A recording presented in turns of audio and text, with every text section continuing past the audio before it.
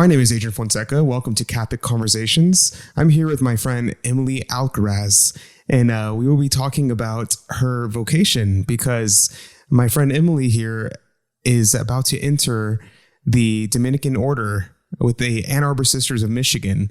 And I'd like to tell you all a little bit about her story and how she ended up here. We're going to go through her faith journey with her. Yep. Hi, guys. It's a lot to talk about.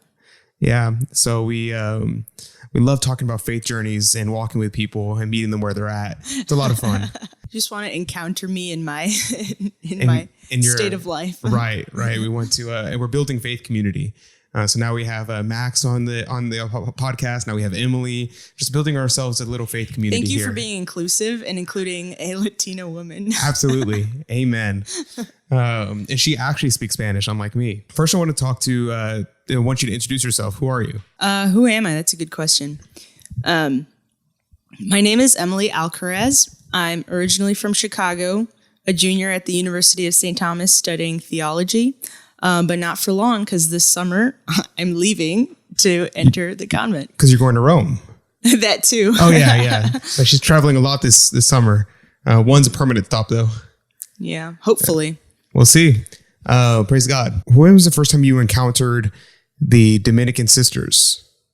Yeah, so funny story. They taught at my high school. I went to a Jesuit high school in Chicago called St. Ignatius. Exposed myself. Anyway. So I went to St. Ignatius College Prep, and I never had the sisters in class as teachers, but they knew that I somehow found out that I sang and played guitar, and so they asked me to come play music for adoration. And I couldn't say no to a nun, so I was like, of course. And I kind of knew them from that. And then we were having a career fair one time, and one of the career options was they had a table for religious life, and Sister Thomas Aquinas was standing there. And I hope she doesn't remember this. I don't think she does. If she does, she's never brought it up. But I just marched right up to Sister Thomas Aquinas, and I said, "Sister, I want to be a priest. Why can't I be a priest? If the church let me be a priest, I would." And she just was like taken aback, and she was like, "Well," she was like, "I don't think many people understand the purpose of the priesthood properly." And that's all I remember. I don't remember what else she said. I just remember being angry. That's hilarious. Yeah. So from that moment, after she told you that, you were like, "Oh, I'm going to become a Dominican," right? Right there and then? Yeah, of course. No. No, not at all. So how long was it before you decided that you would enter the Dominicans? Well, that little anecdote was pretty accurate in depicting what I was like in high school. I was like, all into the feminist movement, empowerment, everything that people were telling me that the church was against. And so it took me a while, but through getting to know the sisters, coming to the University of St. Thomas and growing in my faith here, I guess that was like senior year of high school. So it's been like 3 or 4 years. That'd probably be about 4 years, right? Yeah. Yeah. So how did you get back in contact with them after you left Chicago? More like they wouldn't leave me alone. So I left Chicago. I wanted to go out of state. I wanted to go on an adventure. So I came to Houston, University of St. Thomas. Lo and behold, the sisters got moved here the same year that I came here. And I actually had one of the sisters teach my theology class. So I finally got to have them in class, even though they'd never taught me in high school. And then I got hired to work for the John Paul II Foundation. And it turns out they work there too. So literally, I just haven't been able to escape them ever. And so you were just like, if they won't leave me alone, maybe we'll just join them. I just gave in. Yeah. So how was and so from the moment you were a heathen in high school, where did that shift start? Good question. I think it was, I wasn't getting really good Catholic theology at my Jesuit high school. That's a shocker, I know. But I went on, the sisters invited me to go on the March for Life, which was super life-changing because it was the first time I'd ever seen Catholics who were like proud to be Catholic and not super apologetic about it. Because in my theology classes, I always felt like the Catholic professors were like apologizing for church teaching. Is that what apologetics is? Apologizing for the faith? Yeah, I think so. Yeah. No, not at all. And then there was that. And then they asked me to go. And that's how I kind of got to know them. And then they asked me to go on a discernment retreat, which I did, to their mother house in Ann Arbor. And we road tripped it there, stopped for ice cream. It was a lot of fun. Y'all got ice cream? I love ice cream. We did. We got Culver's, which is good Midwestern custard. So sisters like ice cream? They love ice cream. Whoa, I didn't know that. I thought sisters were just like super plain and didn't do anything. They eat ice cream? No, their lives are much more exciting than ours, I promise. Oh, okay. So how was that trip? That was also really life-changing because it was the first time I experienced what I would call Orthodox Catholicism or traditional Catholicism. Orthodox, like the Orthodox Church? Well, yeah. No. So depends on what you mean by that. So what do you mean by experienced Orthodox Church? Well, people started. They had like so they had an all-night Eucharistic vigil. And that was the first time I really had, I hate the word encounter now. See, I like to use the words ironically, but the thing is, those words, they have meanings and they're good. They're not bad meanings. They don't mean something bad. It's just we've kind of corrupted them in the church today. Yeah. So I think it'd be cool to retain the true meanings of them and use them authentically. I'm just jaded. Okay, I'll use the word encounter then. I had an encounter with the Eucharist because they had like an all-night vigil, and then there was a procession with candles. The Eucharist in every person? What do you mean by the Eucharist? The Eucharist within each other. No. No. What do you mean by the Eucharist? Literally a monstrance with Jesus in it. Oh, okay. The body, blood, soul, and divinity of Jesus. There you go. Oh, okay, that's what you mean. Okay. Just want to be clear. And there was a procession and they were singing Latin hymns, and I was really embarrassed because I didn't know any of them. And people were doing stuff like praying the divine office and the Angelus, singing Latin hymns, and I didn't know any of them. And I was so embarrassed to be a Catholic who didn't know how to Catholic. Didn't know how to Catholic. I'm gonna use that. So I met someone and they just did not know how to Catholic. I know a lot of those people. Yeah, and so that's what I decided. I wanted to learn how to Catholic because it just felt like I was like a fraud. I was calling myself a Catholic, calling myself a good Catholic because I was friends with nuns, and I just didn't know what I was supposed to be doing or what even was the correct way to be Catholic. And so that's really why I chose to go to a Catholic university. So why University of St. Thomas? That's like really far away from Chicago. I know. How did you get here? Everyone asks that. One, I have family in Houston. Two, I love the city. I wasn't going to go out in the middle of nowhere. Three, we have cool hats. I didn't know that at the time. No, really, at the end of the day, I was going to go to a university called Dominican in the Chicagoland area. Interesting. No Dominicans left there. Oh, really? Not very Catholic. But that was actually where I was just going to go because they were offering the most money. But then I got a really good scholarship from UST and all the doors just opened up for me. I wasn't pursuing UST necessarily, but it just happened so that I couldn't say no. And I was like, well, it's as good as any other school, I guess. So I kind of ended up here on accident, but not really. Interesting. So, and then what did you do when you first got here? Because we didn't actually meet until about a year ago. And so how was your first year on campus? Well, this is another thing. When I look back on my life, I just see how everything played out so perfectly and I didn't even realize it at the time. So I didn't know anyone in Houston. So I got assigned to a random roommate. And I was planning on, I wanted to have the college experience, not the good kind. And I was really excited to finally be an adult on my own. But then turns out I get paired up with this roommate who is inviting me to go pray the rosary every night. She found out I was Catholic. And so she's like, oh, let's go to mass together and all this stuff. It was a lot of fun. Being in Texas is a completely different culture than Chicago. In Chicago, there's this big controversy my freshman year because I came out as a conservative. And whoa, I know. Crazy. My high school friends were shocked. People started insulting me. I got hate messages on social media. And that's when I just kind of cut ties with past Emily and became new Texas Emily. Yay, Texas. That's right, because everything is better in Texas.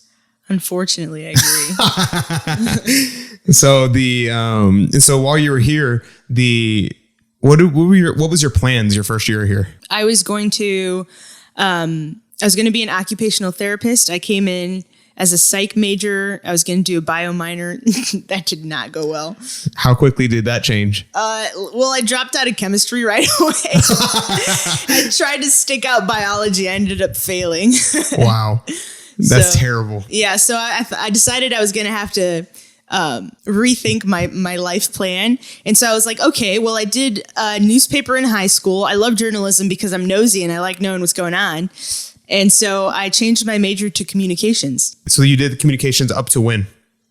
That was up until, so like freshman year, I was a psych major. Sophomore year, I was a communications major. But then, I was just having so much fun in my theology classes that I kept taking more theology classes until I'd taken enough that it qualified for a minor. And then I was like, who am I kidding? Theology might not be a practical degree, but it's what I love and it's what I look forward to every single day. And so I'm just going to be a theology major. What the heck? Why not? Awesome. So yeah, I came in and I was like, I'm going to be a theology major. I don't care if it isn't. And my mom was like, Adrian, you have to get something practical. And I was like, okay, fine. So I was also a communications major. But somehow we never were in any classes together except this last year. Yeah. Yeah. That's weird. Yeah, interesting. I did. So one really comforting thing was that I took, actually with a Dominican sister, Sister Albert Marie, I took theology of the liberal arts. And so the entire purpose of the class is to understand why knowledge that is not practical is the best knowledge. Why? Well, because practical knowledge is not... It doesn't necessarily divinize us. It doesn't necessarily raise our intellect to a superior level. It always remains in a material level. So knowledge that is able to take us out of our human capacity is what is most important because it's what's going to last. Wow. So sounds like she was like saying everyone should just join a religious order. Well, so it was so funny because for the class, she was trying to make it practical, ironically. And so she was like, okay, well, take the, theology of the liberal arts, apply it to your major and your career path. And it was a tiny class. There was like 3 of us. I don't even know if everyone else was Catholic. And I went to her office and I was like, sister, I don't really want to talk about theology. Can I just do my project on religious life? And so the entire semester, whenever she'd ask me to do an assignment, I'd be like, can I do it on religious life instead? That's hilarious. Yeah, that's a lot of fun. And so you got to dive into religious life a lot then for that class. I did, and I started doing that a lot. I mean, it should have been a sign right there. For Dr. Rebard's metaphysics class, I wrote about the history of religious life. I was supposed to write about the philosophy of religious life, but I just wrote about how much I loved it. Whoops. Yeah. Whoops. For his class, I wrote a paper on the theology of suffering for a philosophy metaphysics course. Yeah, it was interesting. I like that. Yeah, it's a lot of fun. It was very interesting. I read a lot of things by Peter Kreeft and C.S. Lewis. Very interesting. But yeah, so after you decided to become a theology major, how did that shift affect you, and how is that affecting where you're at right now? Well, I loved theology so much, and I realized that it was more than a college degree for me. It was like where I found my meaning and my purpose. And I knew that it was something that I wasn't going to be able to leave whenever I graduated from college. Like theology, the study of God, was what I wanted to do for the rest of my life, was just learn more about God. And so I started to realize that it was something deeper in me than just trying to get a theology degree so I can be, a high school theology teacher. And I'd been discerning for a long time, but I think studying theology helped a lot with my formation. That's amazing. So when was it? When did you make that decision? Ooh. So I was actually going through my diaries recently because I keep a journal. I keep journals. And literally 1.5 years ago, I was writing stuff like, man, I really think I have a religious vocation, but that sucks because I don't want to be a nun, stuff like that. And then as you go through my diaries, it gets more of like, well, I don't know, maybe it wouldn't be that bad. And I go through, one of my journals has this pros and cons list. I started making a pros and cons list. I was like, okay, religious life, what's good about it? And I started with the pros, and I just started writing stuff like, you get to be a bride of Christ. You get to start living for heaven now. You get to start living heaven on earth. You don't have to worry about the things of the world, like just stuff like that, all the way down the list. And I ended up having like 20 things on there. And whenever I got to the cons, I couldn't think of a single thing that was bad about religious life. And that was when I was like, okay, well. Wow, that's awesome. And that was that the moment that you decided that to pursue it more seriously? I can't pinpoint a moment. I know that at a certain point,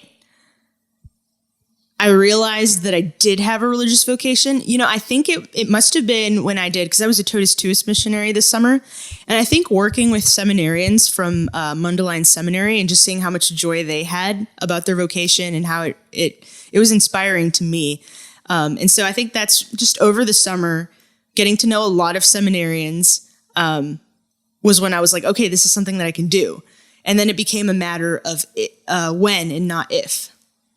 Yeah. So for me, I know I flip flop all the time. Mm-hmm. I'm like, oh yeah, I have this vigor, and I'm like, oh yeah, I want to join religious life. And then other times I flip the other way, and I'm like, oh, well, maybe I don't want to do it. Mm-hmm. And so where did that? Where were your qualms calm down, and you were like, are like, knew this was the right decision? You were like, I need to go get the application. I need to do this right now. How did that process go for you? I totally recognize that feeling. That was me too. I used to, I was never able to find a spiritual director. Yeah, me neither. They're hard to find. But whenever I would talk to priests or sisters or people in my life, I'd be like, well, what do you do if you want both vocations equally? What do you do if you just love both of them? And then which means you're on the right path in discerning, I think, because I've heard people ask that question and I'm like, oh, that means you're getting there. That means you're really thinking about it. But then it was really in surrendering my life and just becoming more, the sacraments, receiving the sacraments as often as possible, just trying to be a better Catholic. God gives you the graces to realize what his will is. And the more your faith grows and the more he gives you the grace to grow in your faith, the more he also gives you the grace to know what his will is for you. So it's just like sort of maturing in your spiritual life in that area of discernment. And so, yeah. And so I want to go back to something you had mentioned earlier. You said you kept a journal. Would you recommend people keeping a journal? How did that affect you? I know for me, I've tried to keep a journal multiple times, and every single time I get to like page 3, and that's like day 2, maybe day 3, and then I forget about it, and I won't know and come back to it like a year later, and I'm like, oh yeah, I was going to do this. So how does that go for you? I actually think journaling is a very feminine thing. Not that makes you like effeminate, but I just think because as women, I feel like we just have so many thoughts running through our heads all at the same time. So many like emotions and thoughts and just all kinds of stuff. If I don't write it down, if I don't get it out of my head, it's going to freak me out. And so I started journaling just for like therapeutic reasons, just so when I didn't have someone to talk to, I would have somewhere to put my thoughts down. But then I started journaling in prayer, and I would take my journal to the chapel. And so I would like go to adoration and sit before our Lord, and I would just write whatever came to mind, and I would pray through my writing. So I would just write down the words that I was speaking in my heart. And then I would just listen for an answer, and I would write down whatever I heard back. And so it did help me in my prayer. So then you went to go visit the sisters recently. How did that trip go? Oh man, it was a kind of a wild ride. I took a bus there. Let me tell you this story. So I had to take a Greyhound because my parents weren't gonna drive. Well, they picked me up, but it's a couple hours away. And so I took a Greyhound. In the morning, I was there. I got to the station late. It was super early, like 5 a.m, and I was trying to find my Greyhound bus, and I was clearly freaking out. I was like crying because I didn't want to miss my bus. And so I was running all over the place. And then this nice Amish man walked up to me and he was like, "Ma'am, I think that's your bus right there." And I just looked at him with like all the gratitude in the world with tears in my eyes. And I was like, "Thank you." That's hilarious. It was so interesting because I was like, I wish I could have talked to him, you know? I wish I could have told him everything that was going on. He was with some women who were like wearing bonnets, and I felt like they would understand if I was like, "Hey, that's so funny. I want to be a nun. I'm going to a convent. I'm gonna wear funny outfits like you." Yes. Yeah. Whenever I went to go visit the brothers in the Eastern Province, I got my train on the way back from the airport to the airport.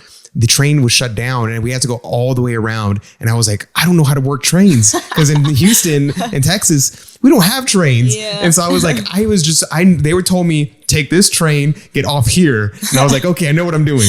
And then whenever the train closed, they were like, oh yeah, you're going to have to go all the way around. I was like, I don't know how to do that. And I was like almost late for for my plane ride. And I was like, oh, this is terrifying. Yeah, so, it's hard. The first time because I'm from Chicago, we have fantastic public transportation. But the first time I took the train home from high school, I was also freaking out. But yeah, anyway, side note. Yeah. So you get to the convent. What next? I got to the convent, and of course it was like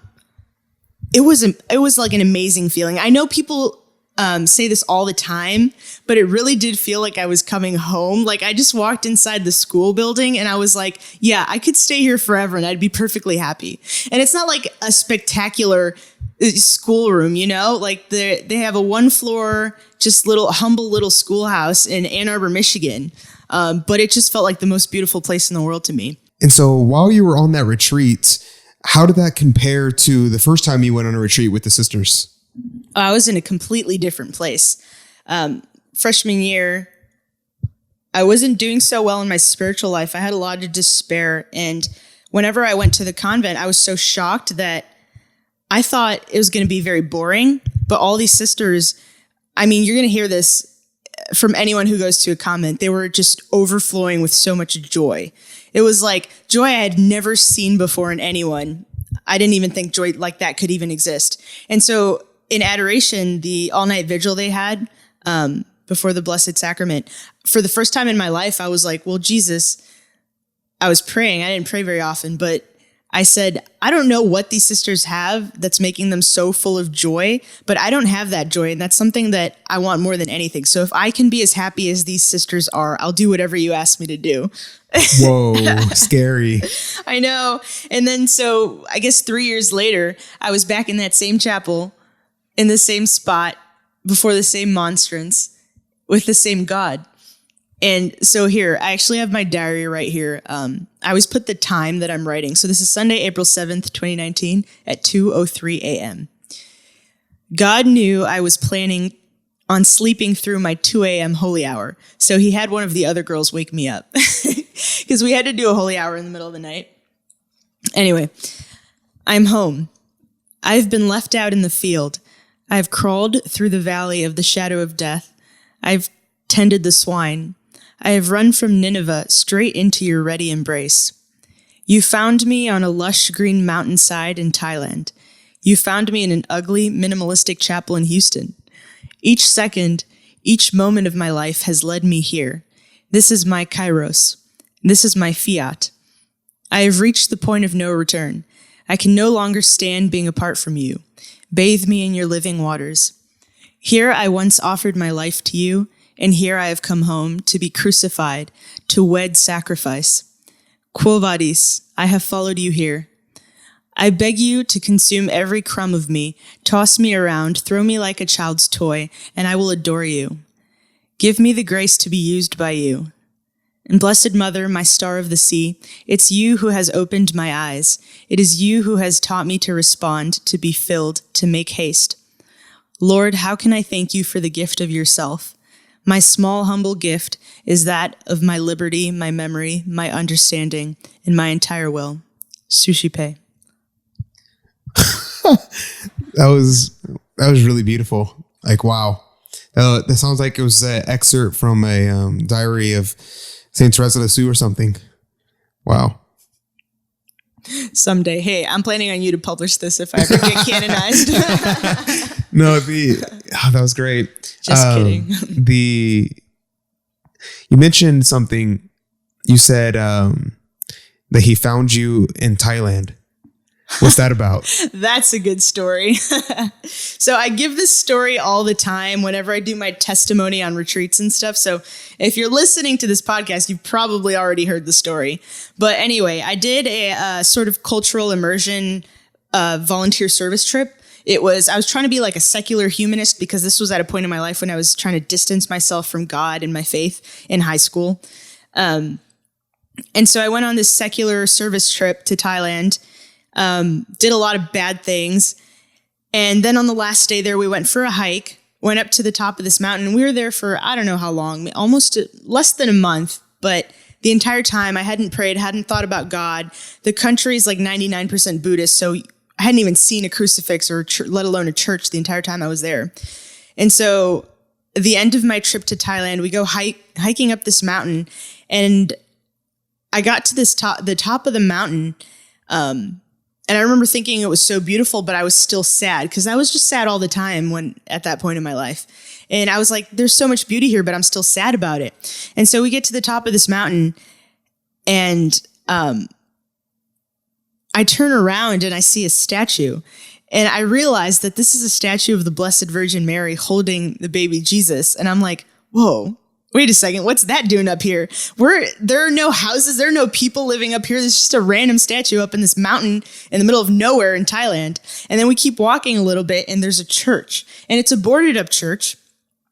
It's just this tiny, it looks like a one-room schoolhouse, with a cross on the top. And I realized that it's a Catholic church, obviously, because there's a statue of the Blessed Virgin Mary down there. And I'm like, no way. No way. Here I am trying to run away from God, literally going as far to the ends of the earth as I can to get away from God. Sounds like Jonah. Exactly. And he found me there too. And he's always going to find me. And that used to kind of freak me out, but now it's the best thing ever. Yeah, sounds very comforting. The other thing that seemed like a common theme in your diary, especially for that night, was your surrender of your will. That sounds like a scary thing. And people often tell me, my students will talk about how they're afraid. Well, they won't use these words, but I can tell what they mean. They're afraid to be holy. They're afraid to surrender their will because they think it'll make them lose their individuality. Yeah, think about it. It goes back to Genesis in the garden. What did they have? God provided Adam and Eve with everything they could ever possibly want. And all he asked in return was that they not eat from that one fruit from the forbidden tree. And that statement, it wasn't even the fruit itself that mattered. It was the fact that he was putting a limit on their autonomy.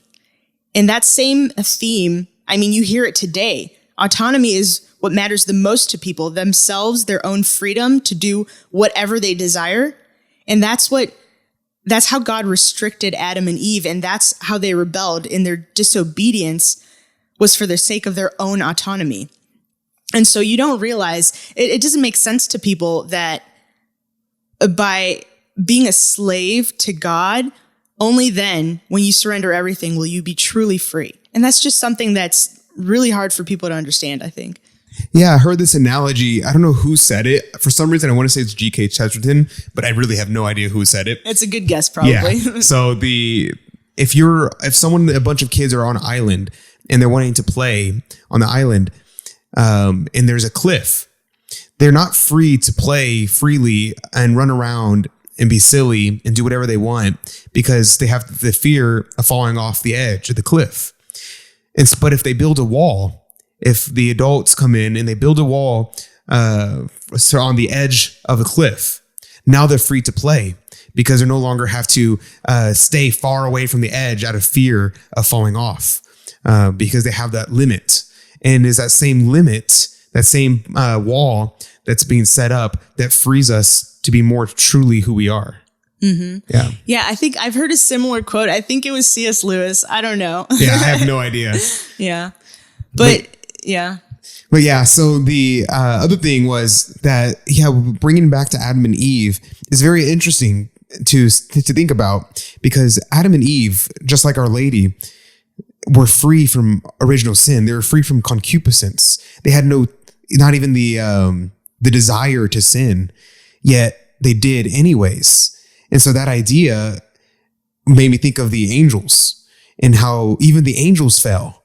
The angels fell, yet they didn't even have sensory organs. They didn't have temptation of lust, of any of the 7 deadly sins, except one, that of pride. And that is what is the first sin, the sin that we all struggle with, some to a greater or lesser degree. I would say me to the greatest degree. But the sin of pride is something we have to overcome. And the idea to surrender ourselves to our Lord and to Our Lady is really a way to combat that sin of pride that is the detriment to us all. Yeah, if you do it your own way, if you're so prideful that you think that your way is the best and that's what's going to make you the happiest, I mean, your world is so small, it's minuscule. But if you only limit yourself, quote unquote, limit yourself to God, guess what? God is infinite. So if you surrender to God, then you become infinite. But if you block yourself off from that and you just like, it doesn't, it's kind of like ironic. A surrender is what's going to give you everything. Yeah, it's the divine paradox. Everything about our Lord, everything seems contradictory, but it's not. Our Lord, the God of the universe, becomes man and dies on a cross. Like makes no sense, but it's what is most freeing and what is most true. Same thing here is only in giving that you receive. It is only in dying that we were raised to eternal life. You tweeted something the other day before you deactivated your Twitter account. My Twitter, I deactivated. And I think you tweeted this. You were like, that goodbye, old Emily, or something like that. What was it? What did you say? I don't remember. Yeah, I feel like you had said something like that you were going to die or something like that. You were like dying to self or something along those lines. Maybe. I don't know. It sounds like something I would say. Very dramatic. Very dramatic. But yeah, so you do die to yourself whenever you enter. And so what is that like thinking about right now? Okay, so reading again to St. Faustina, because, she's got all the answers. I was thinking about how we don't really exist. Like without God, we wouldn't even exist, So even our existence is completely reliant on God. And so by dying to yourself, what you're really doing is returning to the source of your being. And that's truth. That's veritas. And so dying to yourself means imitating Christ, who laid down his life on the cross. And Christ came to preach the kingdom of God. The kingdom of God. And to also call to repentance. And in doing so, to save us. So dying to yourself, that's something I'm excited for. It's intimidating because, I'm just me, but... Yeah, unless a grain of wheat shall fall upon the earth and die, it will remain but a single wheat with no life. Yeah, in the Magnificat had such a good reflection one time. All I remember is the quote. It said, "Never be afraid of being a broken thing, because it was God's broken body that feeds us and saved us." It was a really good reflection that one time. Wow, that's beautiful. The idea that, I don't know, it's so crazy to think the divine paradox of dying is how we are raised to life. Like the analogy that our Lord uses of a grain of wheat falling on the ground and dying. That a grain, it does nothing. If you have a piece of grain, you put it on your table, you leave it there, nothing happens. But it's only that whenever it's put into the ground and then the grain dies because a new life is sprung from it. So the grain is dead, but new life is brought forth from it and it sprouts into a grain of wheat. I love being Catholic so much because all these paradoxes are, to some people, they make no sense. But in that paradox in the it not making sense, it's like perfectly true, you know? So like, is it body, blood, soul, or divinity? All of the above. Is Jesus God or is he man? Is this, you know, are we, what else? What are the paradoxes? Is it 3 persons or 1 God? It's crazy to think about the answer's always yes. Everything. It was always the question people always bring up is like, is it either or? But it's like, ¿por qué no los dos? All of the above. Yeah, it's so funny. That doesn't always apply though. You could be careful with the heresies. That's true. That's true. But yeah, so it is very interesting to see. And Bishop Barron talks about it. He says that Catholicism is different because it doesn't say yes, no. It says yes to both, and they scream at the top of their lungs. He's referring to things like, is Jesus God or man? He's like, well, no, he's God. He's 100% God. Yes, of course, he's God. But at the same time, yes, he is man. He's 100% man. Yes. And he said, so he's saying that you don't have to make a distinction between these two things. He's both. In the Catholic Church, we take those two things and we scream them at the top of our lungs saying, yes, they're both true. They're both authentic. And it's both the reality of it. And so it's a beautiful thing. And talking about the divinity of Christ and the humanity of Christ, it's a beautiful thing to think about and talk about. Yeah, sometimes we forget how dumb we are. Yeah, honestly, how dense everything is in the world, that we know so little. It's so hard for us to understand, but for God, it's just like he makes it happen. Yeah. The thing about this makes me think, I love this conversation. It's great. So I was thinking about the fact that Paul writes that we have a God that can sympathize with us, who's not far off in the clouds, that have no idea what we've gone through, that our God became man and he suffered every kind of tribulation. He suffered more than any other. Thomas Aquinas has a great treatise on the suffering of Christ, whether the suffering of Christ is the greatest suffering in the world. The answer is yes. And so it's just an amazing thing to think about, to think our God, the God of the universe, knows what we feel. He knows what it's like. He's not some distant God that is just over us and dictating over us. He's a God who came to us and loves us and met us where we were at. Stop. Accompanied us on our faith journey. Yes, he built a faith community with us called the Catholic Church. That's enough. No, you're making a really good theological point, because what is not assumed is not healed, right? Right. And he didn't have to do that for us. He didn't have to give his son, but he did for us, which is crazy. I don't understand. Like, especially you know that analogy that Fulton used Which with one? We are to God what dogs are to us. No, I haven't heard it. You've never heard that? No, tell me. So it was just an analogy that he used where he was trying to explain the incarnation. And he was like, imagine you had to go save the dogs.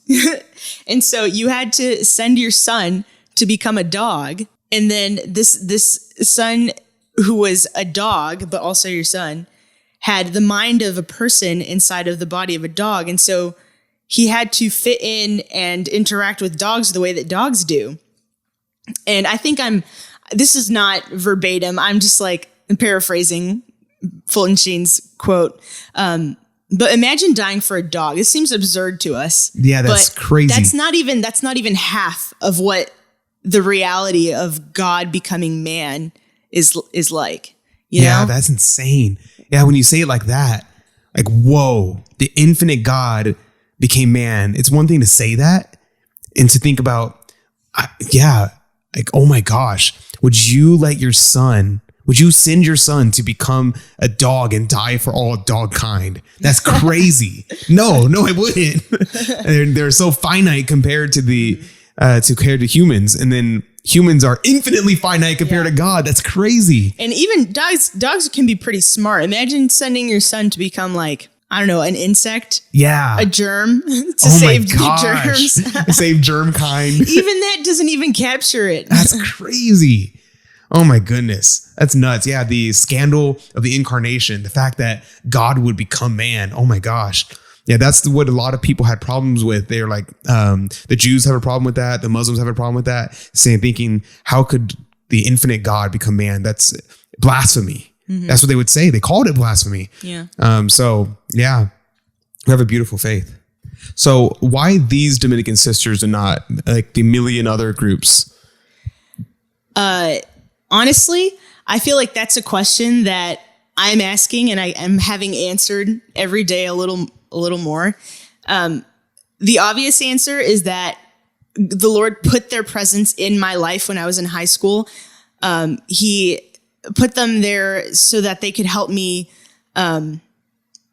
sort of have a reversion, which I did in high school. Like they totally saved me. They're the reason I decided to go to, a Catholic university. They're the reason I was so open to the grace. And I talked to Sister Thomas Aquinas about this recently. And she was like, we asked you to come play guitar, but I think all that time you spent in front of the Blessed Sacrament really changed your heart. And I was like, yeah, you're right.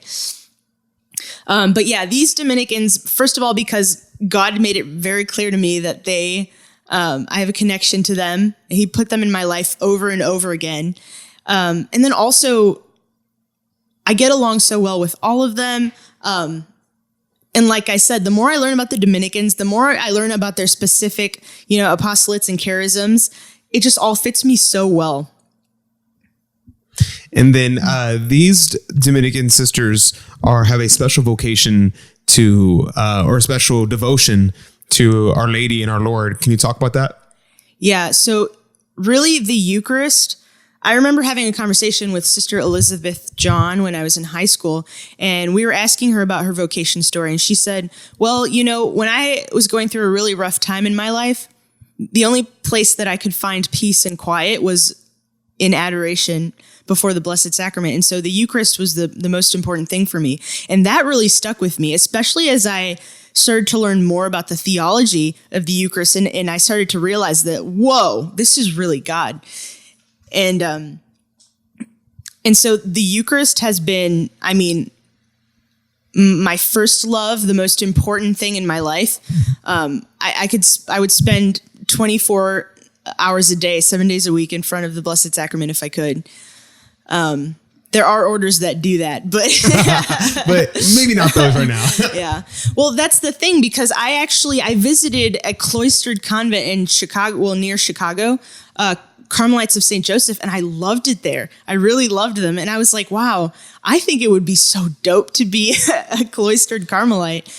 But at the same time, it's one of those things where I'm like, I would love that, but I think God is calling me elsewhere.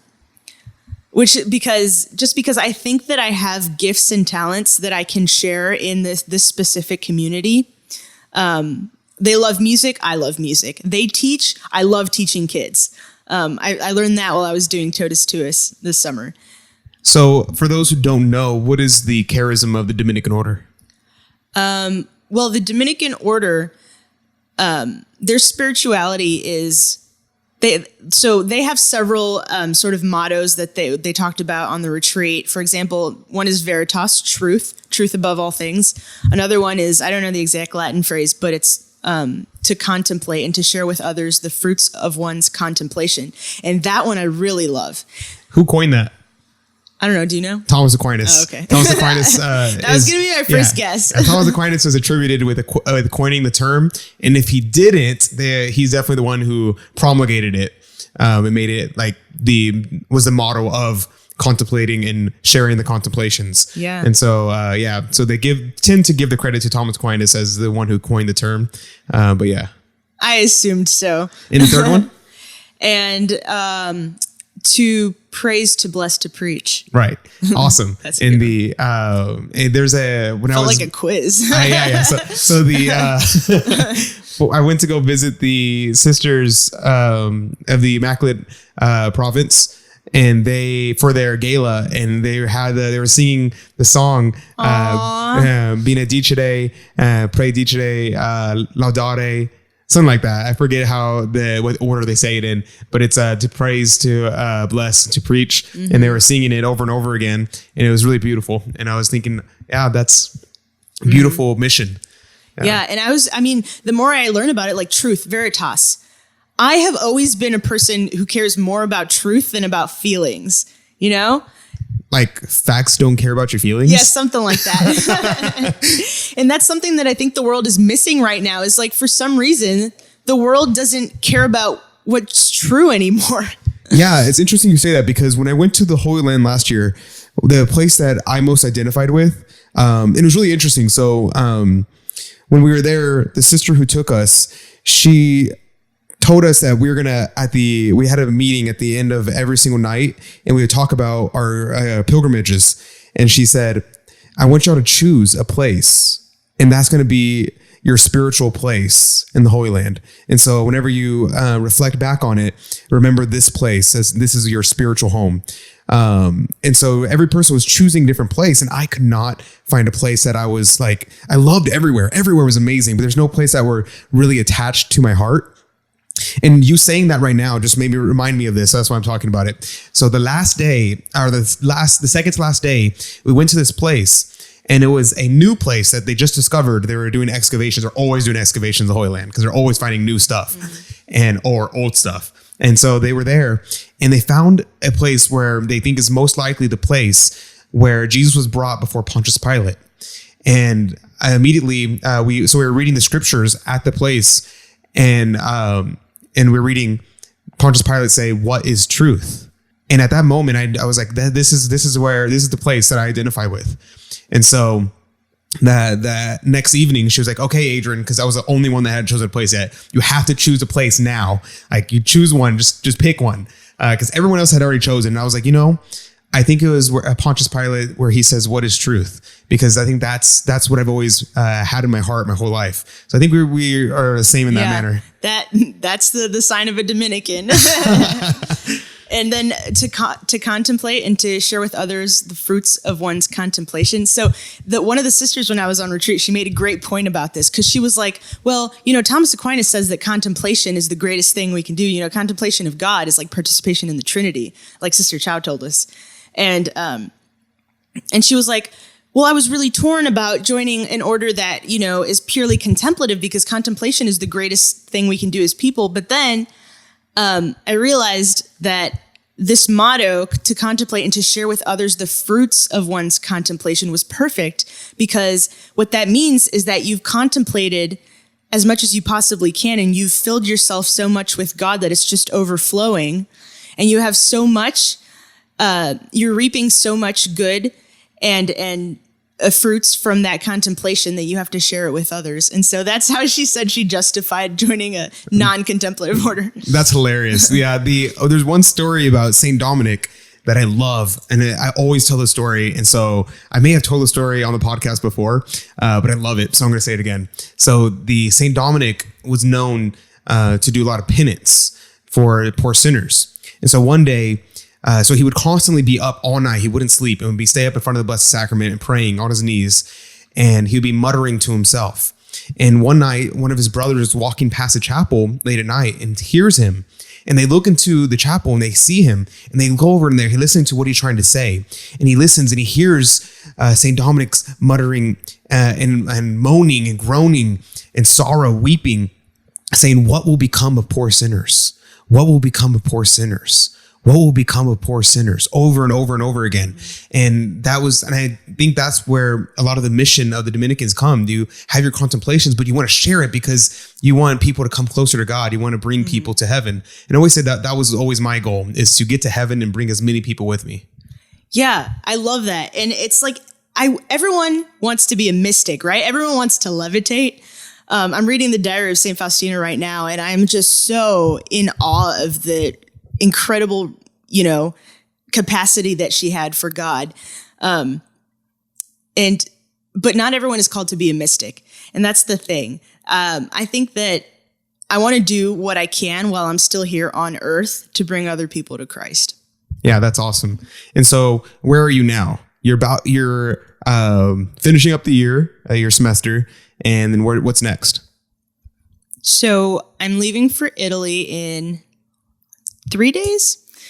We're going on a pilgrimage to Italy. Who's we? I'm not going. Oh, you're not. My roommate Marissa and I, shout out. And when I get back, they have this thing called pre-postulancy in the middle of the summer. And so I'll be going to pre-postulancy just to test it out. And if we like it, and if they invite us, so it has to be mutual, then we will officially enter as postulants on August 22nd, the Feast of the Queenship of Mary. Awesome. And so what is the formation like for the Sisters of Mary, Mother of the Eucharist? I don't know all the details, but I know that there's a year of postulancy, and then there's 2 years of novitiate. The first year is the contemplative novitiate, and then there's an apostolic novitiate year. And then it varies from sister to sister, just depending on what your background is, how much education you have. But there's about 3 more years of temporary vows. So 6 years total before I would be taking perpetual vows. Wow. Awesome. So altogether, if everything goes well, when will you be taking final vows? Let's see. The year is 2019. In 2025, let's see, 6 years. I'm going to be 27. Wow. Awesome. So you're in 2025, you may be taking final vows. I might. Amazing. Hopefully. That's wonderful. Please, God. So then for your trip to Italy, what are you doing there? So one of my professors, Father Dempsey, he always talks about, he lived in Italy for 10 years, I think. And so he always talks about it in class. And Marissa and I would get so excited every time he mentioned something. So basically, Father Dempsey is our tour guide, our travel guide. He's given us all the places to go to. We're flying into Milan. We'll be going to Noto in Sicily because that's where Marissa's ancestry is from. And then we're going up to Rome, Florence, and then back to Milan. Awesome. It's going to be a wonderful little pilgrimage, huh? Yeah. Y'all staying at any convents? Unfortunately not. We booked it too late. They were all taken. Darn and it. Airbnbs are cheaper. Oh, really? Yeah. Wow. And so what sites are you going to see? I don't know. Obviously all the big ones. You're going to see the Colosseum, Trevi Fountain, all the cathedrals. All the touristy stuff. And then also we're going to see some of the spots Father Dempsey personally and asked us to stop by and pray for him at the Capranica and all that. That's cool.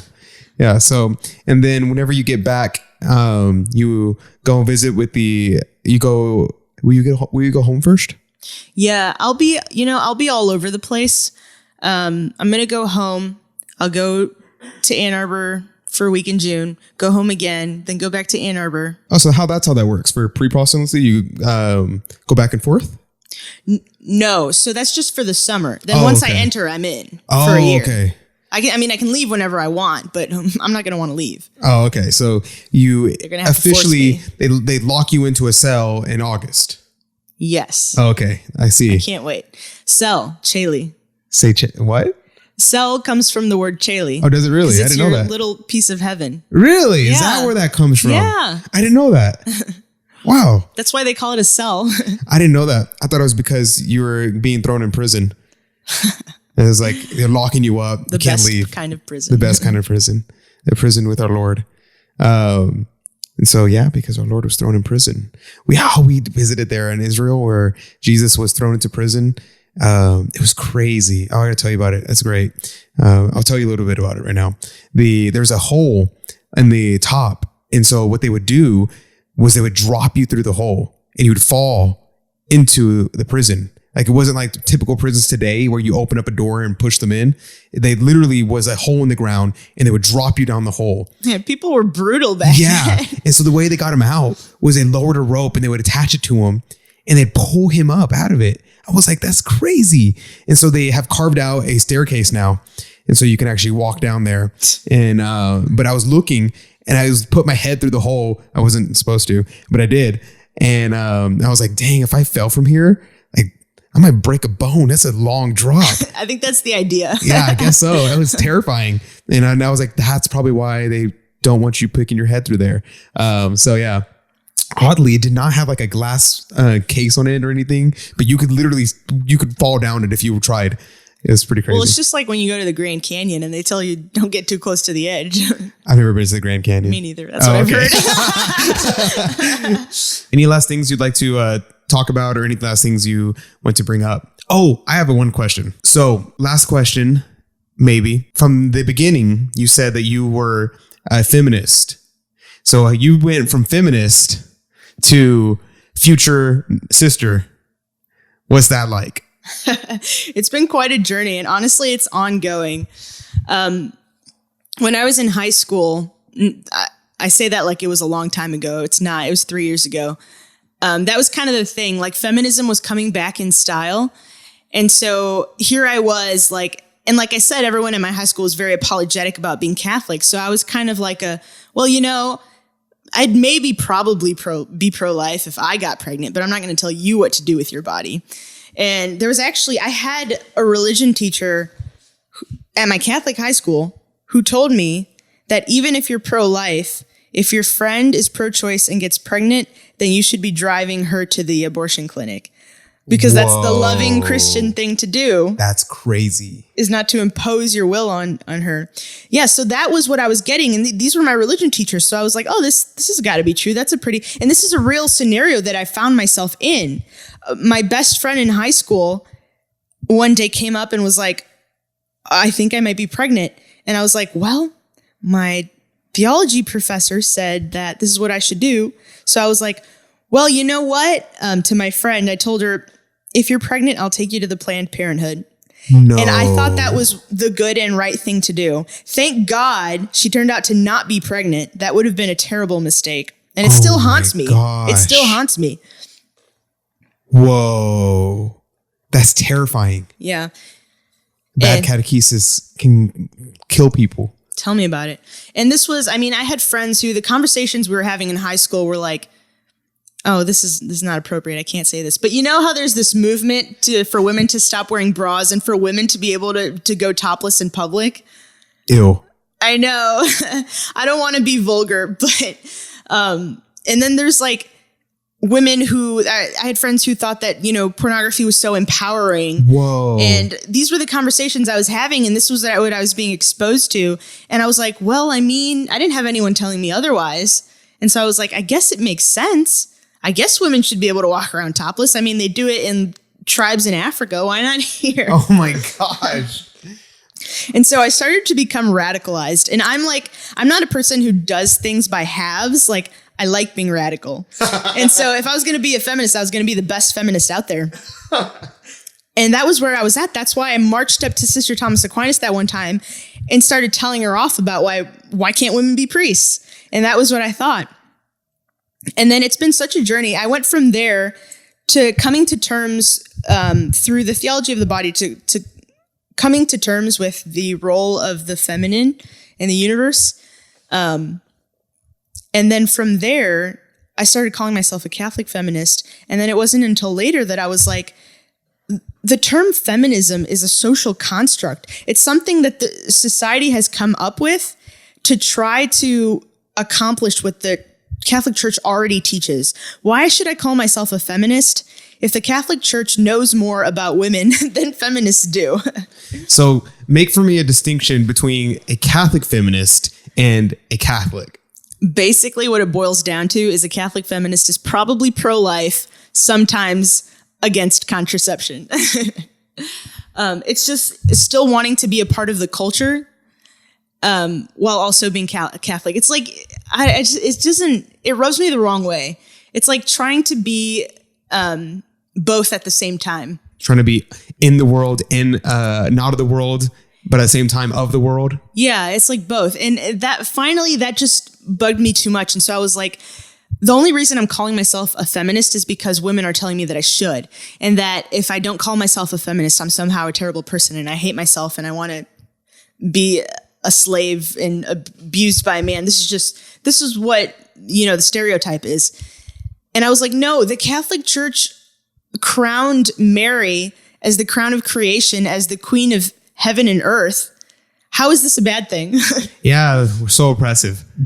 And even then, by reading the saints, I started to realize that we shouldn't seek glory or power or any of those things.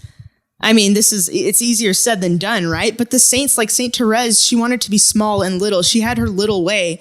The way that she became a saint and a doctor of the church was not through power and autonomy and exerting her will over people. It was by becoming completely subservient. And that's so difficult for women today. I get it. It's difficult. And maybe that's our cross. Maybe our cross is to learn how to be submissive, because I know when women hear that word, they cringe. I still cringe, but I realize that to be submissive to God is my purpose in life. So what message would you give to Catholic women of today? Be Catholic, be saints. The church is offering you more than the world ever can. You can call yourself a feminist, but that doesn't capture the full extent of what God has planned for you. Feminism is so small in comparison to the glory that God offers to women. And so... Wow, that was beautiful. Very succinct and beautiful. Very Thomistic. The last thing, will you wear a habit? I hope so. I'm looking forward to it. Those habits look really comfy. And I think, so I read somewhere that the sisters say they even wear their veils to sleep. No way. I read that somewhere, and I can't tell if they're joking or not. No, that's so cool. I've heard they have a sleeping veil that's separate from their daytime veil. That's so dope. If they were joking about that, I'm going to feel really stupid. But you have to tell them whenever you finally get back in 2 years, you have to come and tell me whether it did, or send me a letter. Send me a letter and let me know. They do have veils. They do have sleeping veils. That's pretty hardcore. That's what I love about being Catholic. We're just so hardcore about everything. Yeah. So that's awesome. That's great. So you're not going to wear a pantsuit? Lord Almighty, no. God forbid. Before we close out, I forgot to put in this plug real quick. So I'm recording this afterwards and I'm playing through it, and I was listening and thought, oh my gosh, I forgot to tell y'all to subscribe and to email me any questions at fonsecaproduction@gmail.com.